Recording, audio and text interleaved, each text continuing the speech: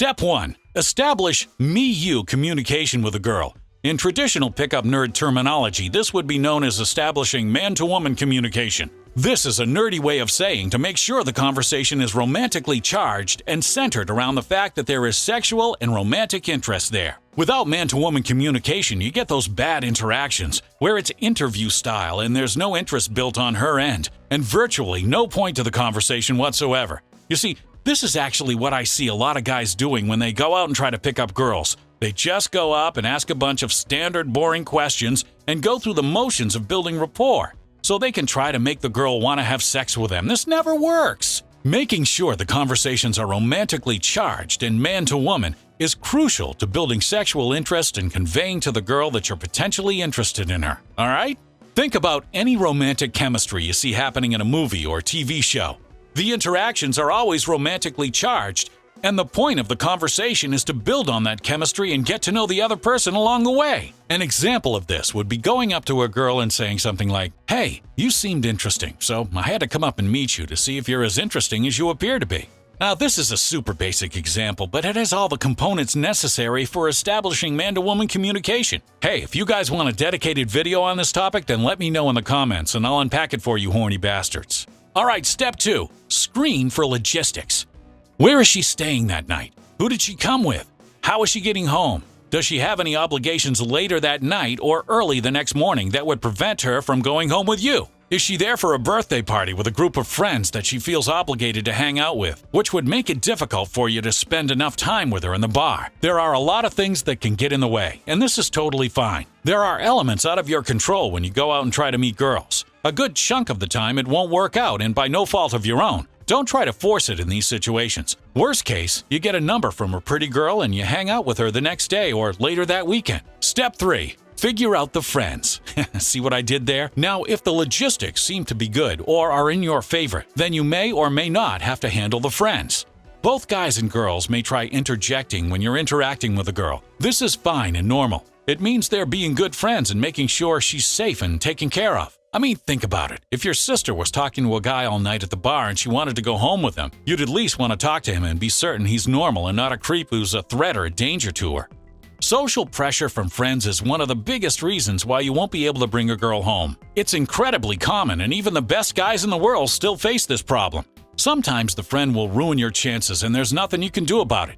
And in that case, you would simply get the girl's phone number and meet her again in the future. I mean, think about it. You should meet the friends at some point and talk to them enough and as much as you need to in order to communicate to them that you're a cool and normal guy, and that you're not some weirdo who's going to take her home and steal her organs. We interrupt this one-night stand playbook to deliver you an important message about one-night stands. Now, if you didn't know, it takes a girl about 18 minutes to orgasm on average, and sometimes even longer. Guys only last an average of 6 minutes. So if you're average and you have to last more than 3 times as long just to keep up with the average girl, that fucking sucks.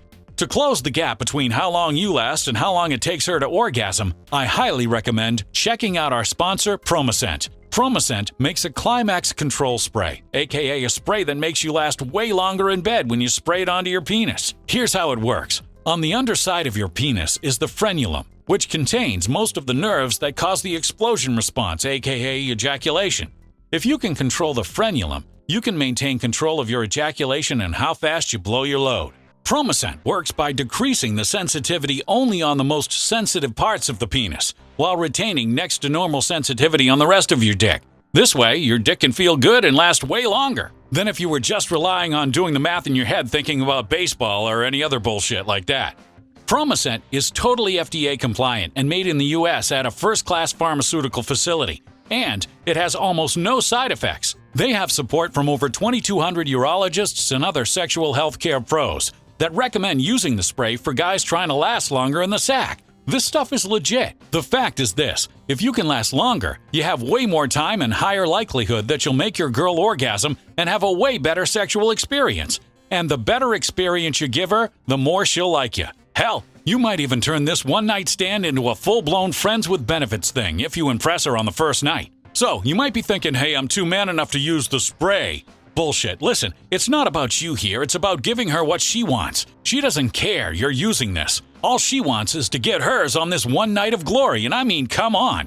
It's kind of about you. The longer you last, the more sex you're having, and who doesn't like that? They also have a ton of other stuff on their site to enhance your sex game, like their premium lubricant, which makes sex feel way better for both you and the girl. And it's safe to use with or without condoms with their water-based and gentle formula. Be sure to check out Promocent at a sweet discount by clicking on the link in the description. Step 4. Physical escalation early on. Make sure it's calibrated so she feels safe and comfortable. You can do things like playfully touch her shoulder, hold her hand and lead her to the bar or another section. Tease her and make fun of her and then hug her. The physical escalation is crucial because it'll give you the sense of how into you she is and how down she's going to be to go home with you based on how she reacts. This will also ensure that the interaction is romantically charged from the beginning, even if you're doing a poor job of keeping the conversation sexual. Step 5. Seeding the pull. I've talked about this before, but you want to seed the fact that you're going to bring her somewhere else early on. This way, when you go for it, it seems natural and organic, as opposed to abrupt and forced. She needs to feel comfortable with you and the fact that she's going to go home with you. And if you out of nowhere invite her somewhere else after the bar, it's going to be too abrupt, and it's going to force her to revert to her default setting of saying no. Therefore, you want to make sure to seed the pull by saying stuff like, "Oh, there's this great place I know that I always go to after a night out," or "I have a super dope pool at my apartment that you need to check out sometime," anything like that. This way, when you invite her to the activity, it's normal and expected as opposed to abrupt and out of nowhere. Step 6. Pull that pussy, bro! Now, if you've done everything right and you had luck on your side in terms of logistics and letting her friends know that she'll be safe and fine with you, then all you have to do is invite her to whatever post-party activity it was that you told her about. Whether it's just, "Hey, let's go hang out at my place after," or you're bringing her to another place in between, you still have to ask and invite her. She won't invite herself, and if you don't confidently invite her to do something afterwards, she most likely won't go with you. So you've laid the groundwork. Now all you got to do is ask, and boom, you got her back at your place. Now this part is very important. Just because she agreed to go back with you, that's not the same thing as consent or agreeing to have sex with you. Even if you bring a girl back to your place, there'll be a decent percentage of time when she won't be down to have sex, and that's totally okay and normal. In this case, you're just hanging out with her, getting to know her better, and get her number so that you can follow up with her later on. And that, my friends, is it. Don't forget to check out our dope sponsor Promocent to make yourself last longer in bed and get your hands on their sexual enhancement products. I'll have them linked with a sweet discount.